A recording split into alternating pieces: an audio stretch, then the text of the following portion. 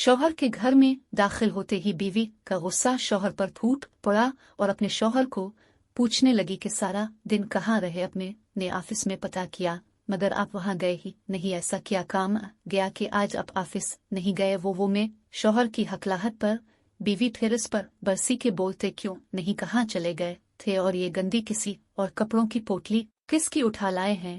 शौहर बोला कि मैं वो माँ को लाने गांव चला गया था। शौहर थोड़ी हिम्मत करके बोला क्या कहा, आप माँ को यहाँ ले आए, शर्म नहीं आई आपको। बीवी ने अपने शौहर को बोला कि तुम्हारे भाइयों के पास उन्हें क्या तकलीफ है। बीवी बहुत ही ज्यादा गुस्से में थी। इसने पास खड़ी फटे पुराने कपड़ों में मलबूस बीमार और शिकस्ता बीमार बूढ़ी की तरफ देखा तक नहीं, उन्हें मेरे भाइयों के पास नहीं छोड़ा जा सकता, तुम समझ क्यों नहीं रही। शौहर ने आहिस्ता आवाज में अपनी बीवी से कहा। शौहर की ये बात सुन कर बीवी बोली कि क्यों, यहाँ कारून का खजाना रखा है, तुम्हारी 20,000 रुपए की तनख्वाह में बच्चों की पढ़ाई और घर का खर्च किस तरह चला रही हूँ मैं ही जानती हूँ। बीवी का लहजा इतना ही शदीद था, अब ये हमारे पास ही रहेगी।